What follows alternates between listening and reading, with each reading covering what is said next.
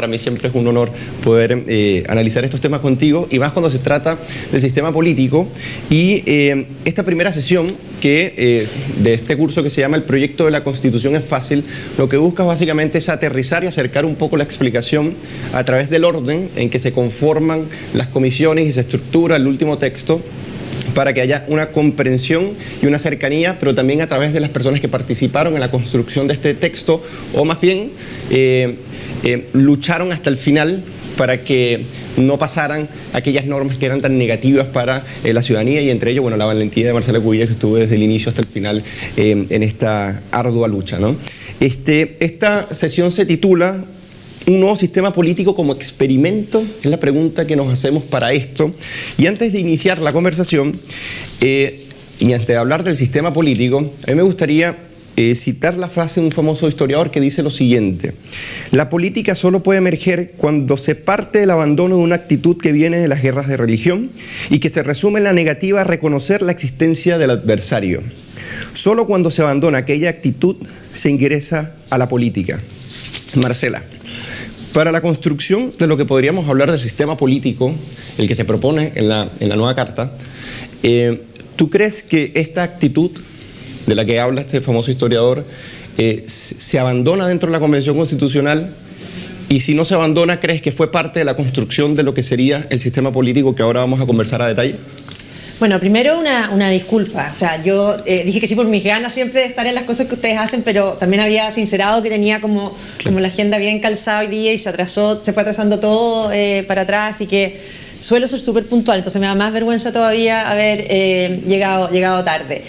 A ver, yo creo que lo que tú planteas es muy importante, porque yo creo que parte del problema del producto que salió de la convención es eso, o sea, que aquí hubo un grupo, el controlador de la convención, que nunca fue capaz de mirar al que pensaba distinto con el respeto a la validez del que piensa distinto, o sea, de entender que tiene una visión política distinta, válida.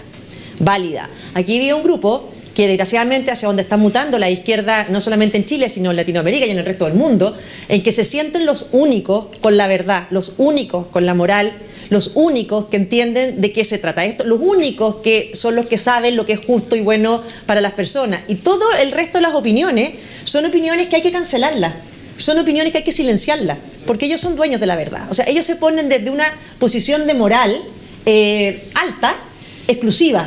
Entonces ya tú no ves al otro como una persona que tiene una idea política distinta, sino que ves al otro o te ves a ti mismo como la encarnación de la verdad, de la moral, del bien. Y si tú te ves como la encarnación de la moral y del bien, te sientes con el derecho a silenciar y a callar al otro, pues obvio, si tú eres el único que tiene razón.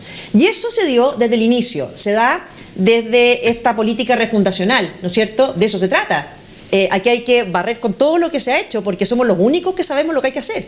Hay que barrer con todo porque somos los únicos realmente democráticos. Este es el único órgano democrático que ha existido en Chile. O sea, la democracia partió con ellos, a juicio de ellos. Te fijas, los que tomaron el control de la convención.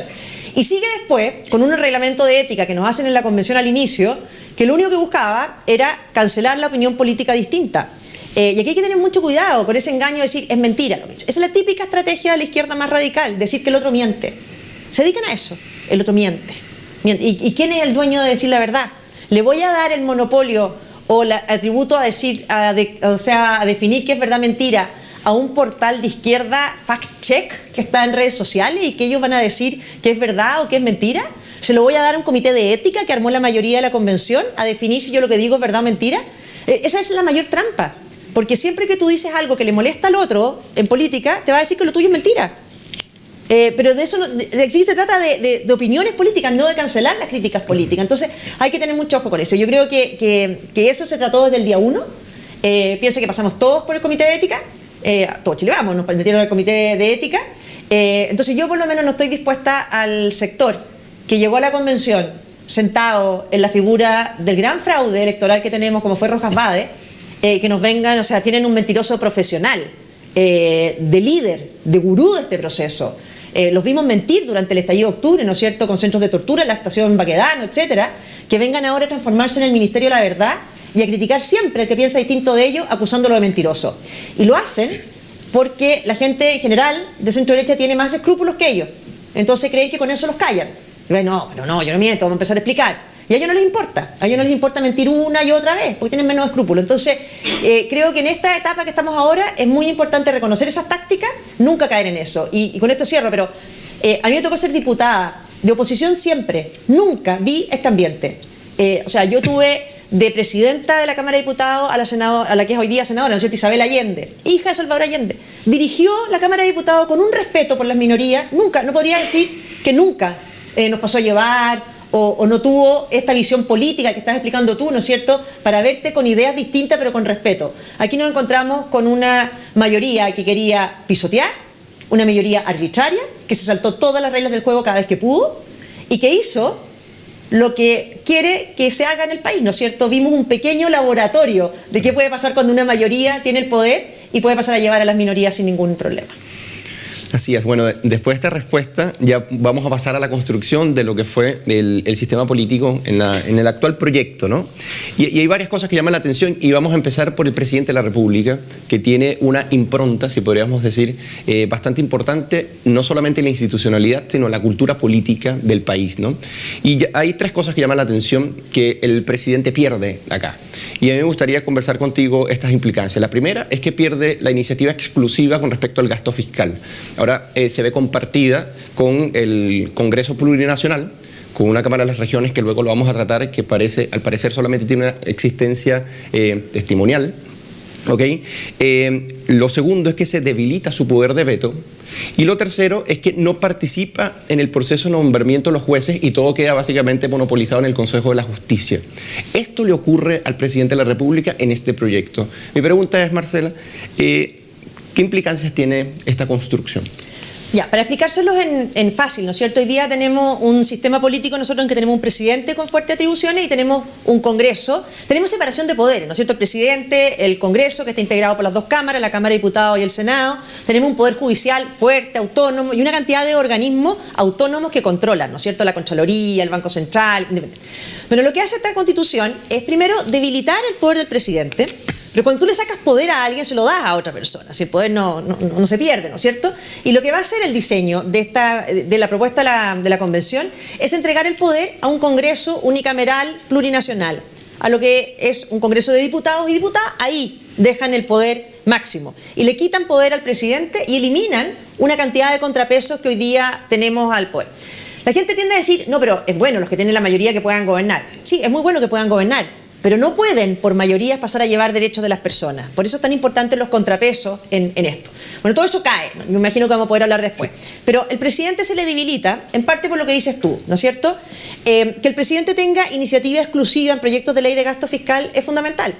Porque si los parlamentarios son los que pueden iniciar proyectos de ley de gasto fiscal, ¿quién se hace responsable? Si la razón por la que el presidente tiene que tener la iniciativa exclusiva en los proyectos de gasto fiscal es porque él responde por la forma en que se hace y se hace el gasto público. Si los parlamentarios, con su demagogia o intereses electorales, son los que tienen iniciativa, se pierde el control y al final nadie responde. Y aquí se cambió un sistema de estas leyes de iniciativa exclusiva del presidente a algo que ellos llamaron leyes de concurrencia presidencial necesaria, que parten de un grupo de parlamentarios, pero que no pueden seguir adelante si el presidente no las avala. Y así quisieron salvar este problema. Pero eso no funciona, porque son unas leyes que de concurrencia presidencial se van a transformar en unas leyes de chantaje presidencial. Porque si es una ley muy popular, que implica mayor gasto público, que empieza su tramitación, ¿qué posibilidad va a tener el presidente de decir no la firmo cuando ya está avanzada la tramitación y falte por ahí solo la firma de él para que este proyecto se pueda transformar en ley? Entonces es un mal sistema. En segundo lugar, el poder de veto. El veto es fundamental. El veto es la única herramienta que impide a un presidente promulgar una ley contraria a su programa. Si un presidente salió elegido con votos de la ciudadanía, tiene derecho a que si el Congreso no tiene mayoría ahí y el Congreso saca una ley que es completamente contraria a su doctrina, a su postura, a vetarla. Porque dice, en el fondo yo también fui elegido popularmente, por lo tanto puedo vetar esto. Y ahí se produce un problema en que se tiene que zanjar de alguna manera, en que hoy día Chile lo zanja, que cuando el presidente veta hay un poder de insistencia al Congreso, que tiene que subir el quórum y ahí el presidente estaría obligado a promulgar una ley. Pero lo que hace este texto de la Convención es un veto de cartón, un veto de mentira. Porque lo que hace es que si el presidente no está de acuerdo con parte de un proyecto de ley, que es lo que generalmente ocurre, el presidente manda las observaciones al Congreso de Diputados, este Congreso unicameral, y ese Congreso puede insistir en su proyecto por mayoría. ¿Cómo va a ser un veto eso? O sea, el Congreso insiste por el mismo quórum con el que aprobó la ley. O sea, básicamente el presidente emitió su opinión, no me gustan estos artículos, volvió al Congreso y el Congreso con la misma mayoría que aprobó esos artículos le insiste al presidente y lo obliga a promulgar una ley. La única forma en que el presidente podría lograr un quórum más alto es cuando veta el proyecto entero. Si veta el proyecto entero, ahí sí hay un quórum más alto de insistencia. Pero eso ocurre muy pocas veces, porque ¿por qué vas a obligar políticamente al presidente a vetar completo el proyecto? Lo lógico es que el presidente haga observaciones. Y eso en este proyecto no se permite. Claro, se permite, te dicen, sí se permite, pero no es un veto, porque el Congreso vuelve a insistir por mayoría. Y la tercera cosa que me planteaste es los nombramientos. Exactamente. ¿No? Bueno, en los nombramientos es muy grave, porque a los nombramientos de la justicia. Lo que hace esta Constitución es abrir la puerta a la politización del Poder Judicial. El Poder Judicial en Chile está constituido hoy día como un poder autónomo, independiente, que es un contrapeso fundamental a los políticos y a los poderes del Estado y una garantía fundamental a los ciudadanos. Lo que hace esta Constitución, primero lo deja de llamar Poder Judicial, lo pasa a llamar Sistema de Justicia. Y eso no es una nomenclatura, no es semántico, porque poder es un poder del Estado, un sistema está lleno de sistemas, o sea, que sistema de justicia como si fuera FONASA, como si fuera un servicio público, ¿qué es eso? Pero la gravedad es que crean un Consejo Nacional de la Justicia integrado por minoría de jueces. O sea, la mayoría de los miembros de ese Consejo de la Justicia son no jueces, que tienen nombramientos vinculados más bien a la política. Y eso es muy grave, porque ese Consejo de la Justicia interviene en el nombramiento de los jueces y en la evaluación de los jueces, entre otras muchas funciones. Hoy día, para nombrar los jueces, interviene una cantidad de órganos distintos, entre el presidente, pero básicamente el Poder Judicial tiene la mayor atribución. Lo mismo en la evaluación, la Corte Suprema tiene una mayor preponderancia en eso. Pero aquí se crea un consejo con minoría de jueces. La Convención completamente sorda en esto y en otros temas. Muchos expertos de todos los países que vinieron, de la gente que vino a exponer, dijo, si se hace un Consejo de la Justicia es fundamental que la mayoría sean jueces. Bueno, Chile no. La propuesta de la Constitución de la Convención deja la minoría de jueces y otro nombramiento. Y les quiero decir algo más. Ahora, ¿por qué se politiza esto? Porque obviamente se empieza a politizar el nombramiento de los jueces. ¿Quiénes están integrando el Consejo de la Justicia? Mi nombramiento y mi evaluación depende de ello. Y les quiero decir más. Donde ya llega al extremo la consigna de los pueblos indígenas es que acá se mete a 2 representantes de pueblos indígenas como integrantes del Consejo de la Justicia. Pero este Consejo de la Justicia no rige para la justicia indígena, sino que para la justicia no indígena. O sea, se crea un sistema de justicia, ¿no es cierto?, en que permite justicia paralela. Dice, hay un sistema nacional de la justicia que es para los chilenos no indígenas. Y cada pueblo indígena puede tener su propio sistema de justicia paralelo, en igualdad de condiciones. Bueno, pues bien, en el Consejo de la Justicia, que solo tiene atribuciones para el sistema de justicia no indígena, nos metieron 2 representantes de pueblos indígenas. Imagínense lo bien que nos habría ido si nosotros hubiéramos dicho, ¿saben qué más? Tiene que haber 2 chilenos no indígenas dentro de la justicia indígena. O sea, por eso este es el ejemplo de hasta dónde llegó el eslogan. O sea, de meter 2 representantes indígenas en un Consejo de la Justicia que no rige para la justicia indígena, sino para la justicia no indígena. Y la otra pregunta que surge es quién evalúa la justicia indígena, porque este Consejo de la Justicia evalúa solo la justicia no indígena. Entonces, cosas que pasaban en la Convención. Así es. Y un famoso pensador y filósofo del siglo XIX, John Stuart Mill, decía lo siguiente: el verdadero principio de un gobierno constitucional exige que se presuma que se abusará del poder político para alcanzar los objetivos particulares de quien lo detenta. No porque siempre sea así, sino porque esa es la tendencia natural de las cosas. Y en la protección contra esto radica la utilidad específica de las instituciones libres. Cuando nosotros vemos el diseño político, vemos que es totalmente contrario a lo que Mill podría llamar un gobierno constitucional, o con principios libres de una construcción constitucional. Y nos encontramos con un texto que en su estructura política tiene regiones autónomas, comunas autónomas, entidades territoriales autónomas, entidades territoriales indígenas autónomas, tiene empresas con posibilidad de crear empresas, tiene regiones con posibilidad de crear empresas estatales, la posibilidad de emitir deuda, entre muchas otras cosas. Entonces, hay una especie de burocratización y el sistema político que conversa lógicamente con esta estructura parece dar o proponer un sistema no solamente muy enrevesado, sino que hay una multiplicación de la burocracia de manera tan excesiva que no apuntaría precisamente a limitar el poder, como el constitucionalismo moderno tendría que decir, sino que por el contrario a subyugar esos espacios donde la libertad de la sociedad civil emerge a través del control político.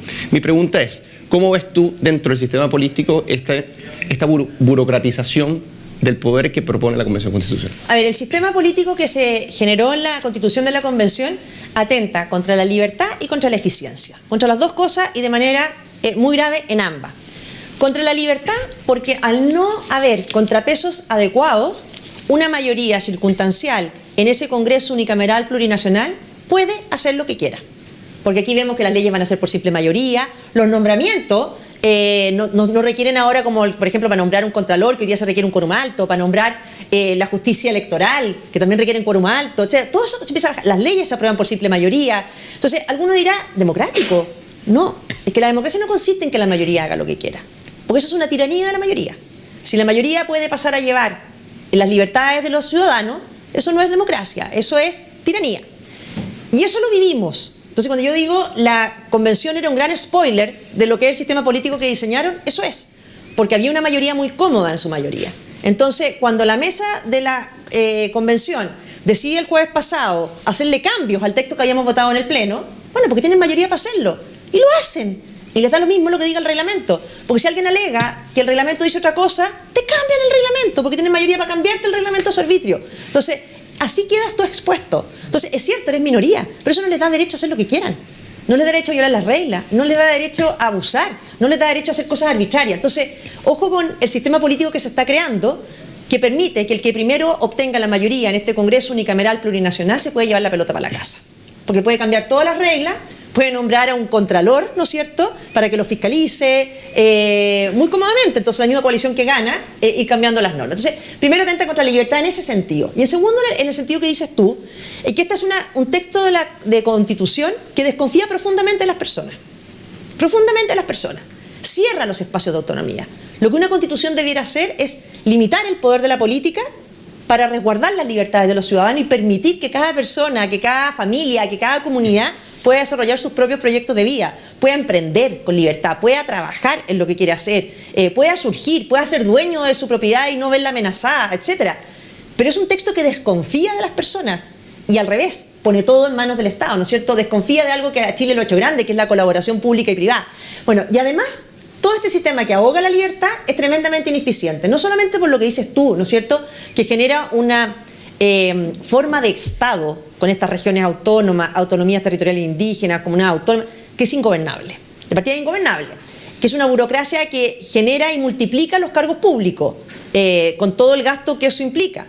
Que nunca nadie vio ninguna razón que eso podía suponer mayor eficiencia, en que se van a poder crear empresas públicas, ¿no es cierto?, en las regiones, no por ley, sino por una ley que autorice, pero no con ese análisis que tiene que haber atrás, para crear hoy día una empresa pública que sea en beneficio de las personas, en que se van a poder crear impuestos distintos, ¿no es cierto?, en cada una de las regiones. Entonces, te generan un sistema que a la larga es ingobernable. Al ser ingobernable, hace muy difícil el control del poder político repartido y por lo tanto eso también pone en riesgo las libertades y los derechos ciudadanos. Y lo hace tremendamente ineficiente. Entonces, cuando tú tienes una constitución que solo confía en el Estado, al final lo que hace es quitarle libertad a las personas para poder desarrollar sus proyectos, para poder elegir el tipo de solución que quieran para sus problemas, pero además lo hace tremendamente ineficiente. O sea, ¿en qué minuto creemos que Chile basta el Estado para que tengamos una buena educación, una buena salud, acceso a la vivienda? Obvio que eso requiere la colaboración también de los privados. ¿Cómo nos habría ido para el manejo de la pandemia solo con un sistema público de salud? Se hubiera colapsado a los pocos días. Entonces, entender que esto no es de ideología, sino que confiar solo en el Estado y no en las personas, lo que hace es un sistema menos solidario, menos libre y menos eficiente. El 13 de abril de este año, comentabas en tu cuenta de Twitter lo siguiente: se elimina el Senado, se aprueba un Congreso unicameral plurinacional y se menciona una Cámara de las Regiones sin atribuciones, Cámara testimonial y decorativa, descentralización de cartón, democracia sin contrapesos, segundo poder del Estado, que en paz descanse, antes fue el Poder Judicial, ¿no? Y una de las razones que se esgrimen para eliminar el Senado, las expuso en algún momento Beatriz Sánchez, ¿no? Que decía que el problema es la ineficiencia legislativa y que el Senado es una especie de cuello de botella, ¿no? Donde las tramitaciones de proyectos de ley del presidente al final no terminaban gestionándose, pero la evidencia muestra, esto es según el profesor Mauricio Morales de la Universidad de Talca, tomando la evidencia empírica, dice que en promedio, desde 1990 hasta el 2018, se aprobó cerca del 74% de los proyectos del Ejecutivo, por lo cual es falso que sería un cuello de botella, ¿cierto? Te comento estas dos cosas porque, bueno, tu tuit es bastante enfático y enfático en ese sentido. Y me gustaría preguntarte, porque las personas dicen, bueno, es primera vez que se hace un bicameralismo asimétrico. Entonces, por ende, deberíamos probar, y tenemos una Cámara de las Regiones que tiene atribuciones y que sería como una especie de Senado. Entonces, mi pregunta tiene dos partes. La primera es, ¿qué implicancias tiene este bicameralismo asimétrico, teniendo una Cámara Regional cuasi testimonial por un lado, y por otro lado, en qué se diferenciaría sustancialmente y en los hechos de los otros unicameralismos del populismo latinoamericano, como en Argentina, como en Venezuela, etcétera? A ver, primero, no es un bicameralismo asimétrico esto es unicameralismo.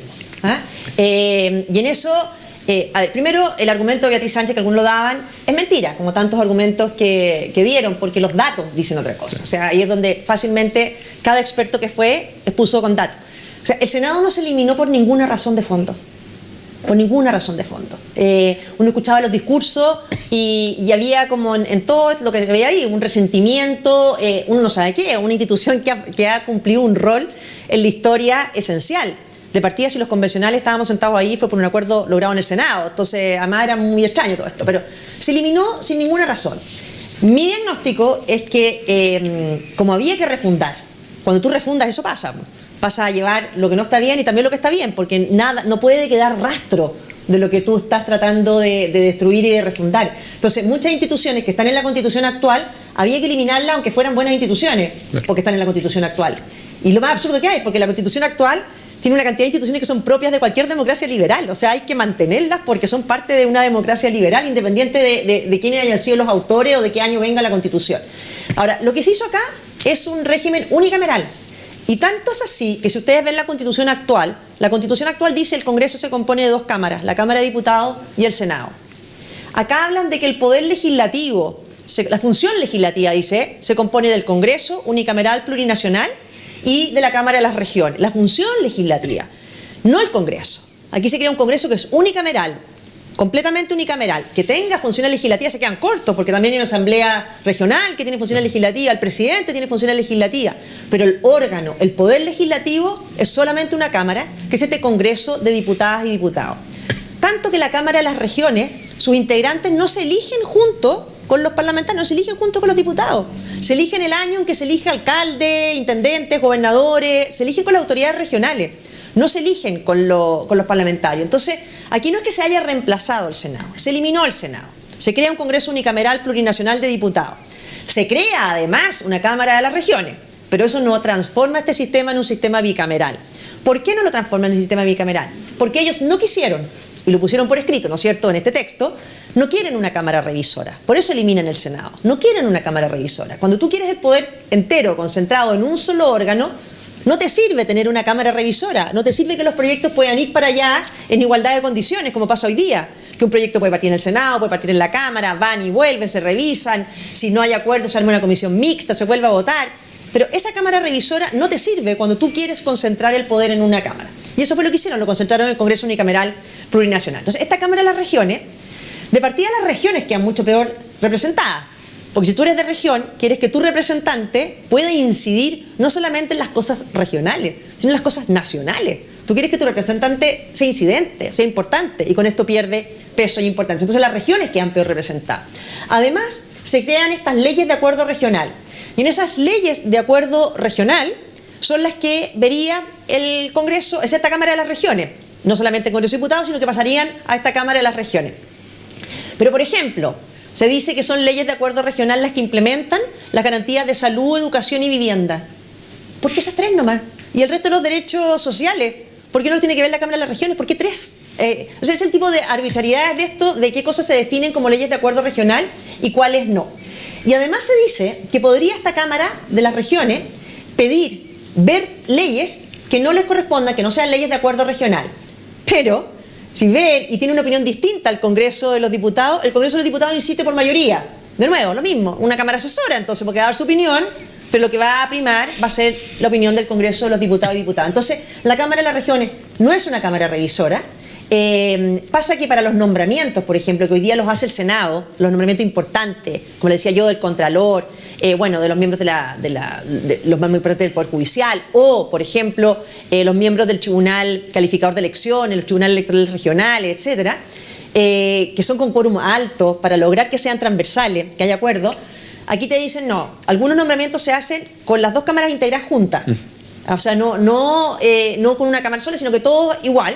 Generalmente por mayoría, no por quórum más alto. Por lo tanto, de nuevo, sigue siendo la mayoría la política la que puede incluso hacer los nombramientos más relevantes. Y respecto al sistema político, o sea, manteniéndonos allí, yo quería preguntarte si tú ves que esto es simplemente un experimento, o sea, en general, o tú ves que más bien se parece a lo que se ha hecho en otras latitudes. Y te lo voy a preguntar porque hay ciertas cosas que me llaman la atención del diseño del sistema político, de su desconfianza con respecto a la sociedad civil y lo que está establecido en los artículos 334 y 335 específicamente. Y procedo a leer. Qué bueno. La justicia vecinal se compone de los juzgados vecinales y los centros de justicia vecinal. En cada comuna del país que sea asiento de una municipalidad habrá a lo menos un juzgado vecinal que ejercerá la función jurisdiccional. Eso es parte del 334. Y en el 335 dice: los centros de justicia vecinal son órganos encargados de promover la solución de conflictos vecinales y de pequeña cuantía dentro de una comunidad determinada por ley, sobre la base del diálogo social, la paz y la participación de las partes involucradas. Se debe priorizar su instalación en zonas rurales y lugares alejados de áreas urbanas.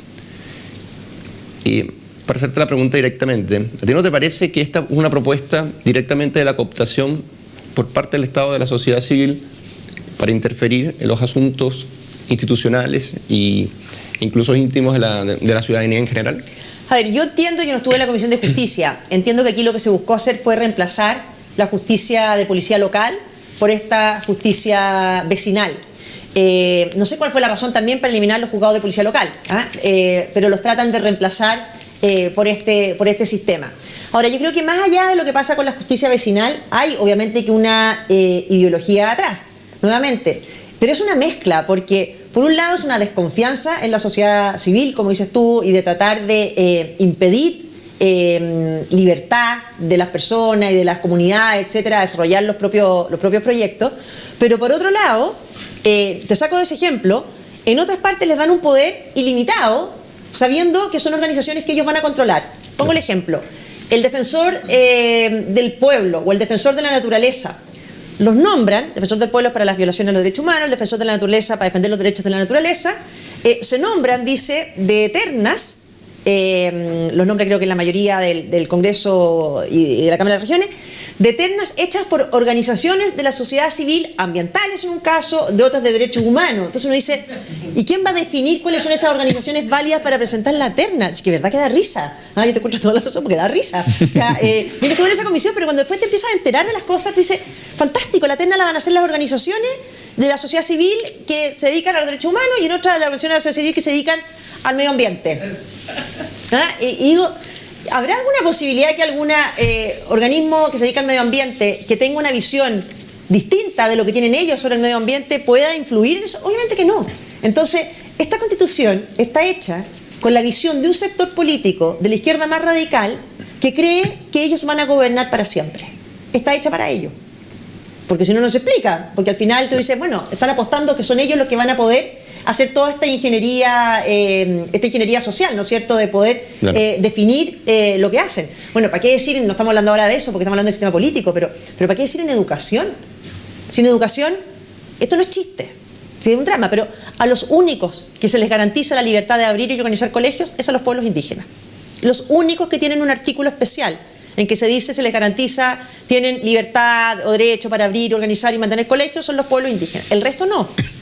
El resto no. Hay un sistema único nacional de educación. Entonces, aquí ojo que en algunos artículos la Constitución dice igualdad ante la ley, viola la igualdad durante todo el articulado.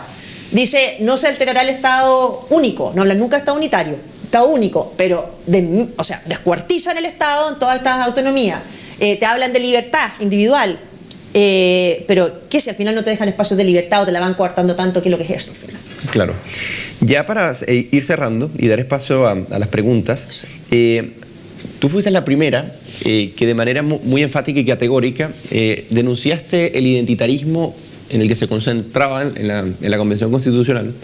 Y a mí me gustaría que conversáramos un poco sobre las implicancias que tú ves en ello para la construcción del sistema político.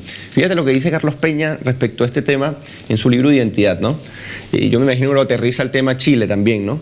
Dice, se pretende que la autocomprensión sea un límite a lo que los demás puedan decir acerca de él. Así, referirse en términos críticos a la cultura de un pueblo originario suele ser tildado de racismo. No compartir alguna forma particular de feminismo, de misoginia, y así. El intento de proteger la autocomprensión del grupo frente al discurso ajeno inevitablemente daña el debate abierto y sin restricciones. Entonces, esta defensa cuasi patológica a la autocomprensión en la cual quienes o no sean similares o no sean parte del grupo no pueden opinar acerca de ello porque deberían ser cancelados o formar parte de una agrupación totalmente distinta, impide básicamente la identificación en términos de ciudadanía para que una democracia pueda construirse. Mi pregunta es, para cerrar, ¿cómo predominó la agenda identitaria para la construcción del sistema político en la actual propuesta de Constitución? Bueno, hemos hablado muchas veces, ¿no es cierto?, acá del tema de las luchas de identidades, porque al final lo que hacen las identidades es, en el fondo, un desprecio muy grande al ser humano, porque a ti te defines en una identidad de unos contra otros, de eso se tratan las identidades. Al final son de hombres contra mujeres, de indígenas contra no indígenas, es ir atomizando. Yo soy una convencida, lo he dicho siempre, ¿no es cierto?, que el Partido Comunista en el fondo cambió la lucha de clase, la división entre clases, por esto, por la lucha entre identidades. Las identidades dividen y es un menosprecio al ser humano porque tú eres mucho más, yo me siento que soy mucho más que mujer, uno hace una cantidad de cosas al mismo tiempo. Y mucho más que indígena una persona o también soy mucho más que no indígena, o sea, te fijas, entonces esta división en identidades le está haciendo muchísimo daño a, bueno, para qué decir, explotó, ¿no es cierto?, en esta convención, y explotó el día 1, explotó con el discurso de Elisa Loncón cuando asumió de presidenta. Ella ya anunció ahí que esta iba a ser una constitución plurinacional, no se había discutido. Todavía no empezaba el debate constituyente, y nos comunicó que esto iba a ser un Estado plurinacional, una constitución plurinacional, etcétera. Entonces, esto no pasa por dividir Chile, o sea, por potenciar las distintas culturas, sino lo que hacen es decirnos algo que hasta ahora no sabíamos, ¿no es cierto?, que Chile está dividida en no sé cuántas naciones, porque si yo pregunto cuántas naciones, nadie sabe cuántas naciones hay en Chile. Bueno, la Constitución sí definieron ellos, definieron que eran 11, creo 12, sí. Más otras que se puedan crear, más un pueblo tribal afrodescendiente chileno, más, da lo mismo, o sea, ni cuántos integrantes son, ni quiénes son, supuestamente todos compartimos una historia, entonces, aquí nos hicieron sentir que había un grupo que, además, Elisa Loncón, perdón, pero educación, posgrado, trabaja en universidad privada, vive en la región metropolitana, o sea, tiene la misma vida que mucha gente. Entonces, yo creo que esta lucha identitaria, a ver, ¿de qué manera se transformó en el sistema político? Yo creo que de dos maneras fundamentales. Uno, con la plurinacionalidad, ¿no es cierto?, que eso te marca el sistema político, porque lo que hizo la plurinacionalidad fue establecer este concepto que son varias naciones, poner a todos los chilenos no indígenas como deudores de los indígenas y a un grupo indígena como grandes acreedores de todos los chilenos. O sea, en 2 minutos pasamos a ser todos deudores de ellos. Pero impresionante, o sea, en la convención era clarísimo, todos les debíamos a un grupo de activistas del indigenismo. Porque, ojo, ninguna de las normas indigenistas que están hoy día en la Constitución fueron adecuadamente consultadas a los pueblos indígenas. En la consulta que se hizo participó, creo que el 0,2%, diría yo, de los pueblos indígenas. O sea, las normas indígenas se aprobaron sin preguntarle a los indígenas. Por lo tanto, son normas de los líderes, de los que representan esta agenda activista indigenista, no de los pueblos, ni siquiera indígenas, que no fueron ni consultados. Y lo que hace al final se deriva en privilegios a lo largo de todo el texto. ¿Por qué privilegios? Tú puedes tratar distinto a personas que están en distintas situaciones, pero no a categorías de personas en razón de su etnia o en razón de su género. O sea, ¿qué es esto que en razón de su etnia le vas a dar privilegio a un sector. Eso es racismo. Eso es racismo, yo no tengo ningún complejo en decirlo. O sea, cuando tú a un grupo de personas, en razón de su etnia, le vas a dar privilegio a lo largo de todo el texto, les garantizas una forma de proteger su propiedad distinta, le garantiza un derecho a la educación distinto, le garantiza un derecho a la salud distinta, y perdón, les garantizas cupos en todos los órganos del Estado, sean o no de elección popular. O sea, ellos no compiten como el resto, ellos se saltan las reglas de la competencia. Si cualquier chileno tiene que competir electoralmente, o si cualquier chileno tiene que presentar su currículum, sus antecedentes para llegar a un cargo, no. Los de los pueblos indígenas tienen asegurado su cupo. Lo mismo pasaba dentro de la convención. Tantos miembros en una comisión, pero algunos asegurados para los cupos indígenas. ¿Pero qué es eso? O sea, eso no puede ser más atentatorio a un principio básico de la civilización occidental, que es la igualdad ante la ley. Todos somos iguales ante la ley. Entonces, el plurinacionalismo en el sistema político lo marca definitivamente y muy dañinamente. Y lo segundo es que cuando se habla también de una constitución paritaria, lo mismo, aquí se reemplazó al final algo que es bien importante. La democracia representativa empieza a ser reemplazada por la democracia sustantiva. ¿Qué quiere decir eso? Nosotros sabemos, y hoy tenemos hoy día en Chile, ¿no es cierto?, y en el mundo y en las democracias liberales, tú eliges representantes que te representan en las distintas cosas, pero aquí ellos van transformándolo todo en una democracia sustantiva. Solo es democracia lo que ellos definen. Solo es democracia si hay una paridad en que las mujeres sean al menos el 50% de todos los órganos. Tú no puedes tener un concepto distinto de la participación de la mujer en política. Tienes que tener el de ellos. Porque si no tienes el de ellos, eres antidemócrata. Porque si no gobiernas, como ellos te están diciendo que gobiernes, entonces tú no tienes una democracia plena. ¿Pero qué es eso? Por eso uno dice, ellos hicieron un programa de gobierno, mucho más que una constitución. La vapuleada constitución actual ha permitido gobernar con programas de gobierno tan distintos como el de Bachelet II, como el de Piñera. ¿Fija? Pero aquí lo que están haciendo es decir que solo es democracia si la forma de integrar a la mujer, si la forma de integrar a los pueblos indígenas, si la forma de entender las reglas democráticas es la de ellos. Porque si no, no se cumplen los estándares mínimos de democracia, de paridad. Eso es democracia sustantiva, le dan a ellos un contenido. Y aquí, Fernando Atria, que siempre dijo que la constitución actual era tramposa porque establecía un modelo económico que solo podía existir, esta es mucho más tramposa, porque solo se puede gobernar con sus ideas y además porque no se puede cambiar. Y esta constitución es lo más grave de todo, del sistema político también, ¿no es cierto? Porque no se puede cambiar. ¿Por qué no se puede cambiar? Porque no solamente tiene quórum alto, ¿no es cierto?, 4/7, tiene referéndum, sino que tiene una norma que es fundamental, que es que se requiere el consentimiento de los pueblos indígenas para cualquier materia que afecte los derechos de ellos. Y como les he tratado de explicar en esta breve charla, afecta a casi todos los derechos indígenas. Entonces, tiene candado. Y tiene un candado, o sea, los privilegios para los indígenas en esta constitución son perpetuos, porque no se pueden cambiar sin el consentimiento de ellos. Los tratados internacionales obligan a consulta, como les acabo de decir. Ni siquiera hicieron consulta para poner todas estas normas, porque de la boca para afuera, ¿no es cierto? Estamos llenos de normas, pero cuando llega a hacer una consulta indígena bien hecha no la hicieron. Pero no es consulta, es el acuerdo de ellos, el consentimiento, hay que pedirles permiso. Pero ustedes no, pues. A un chileno no indígena no hay que pedirle permiso para cambiarle ninguna de sus normas. Entonces, ¿por qué hay un sector que tiene ese privilegio? Decir, no, a mí me afecta, veto. Oye, me encantaría poder decir que me afecta esa norma, así que se me la van a cambiar, aunque tengan los quórum, veto. No, pues ese privilegio yo no lo tengo, porque no soy indígena. Bueno, muchísimas gracias, Marcela, por esta breve conversación. Bueno, les pido un aplauso para Marcela Cubillo.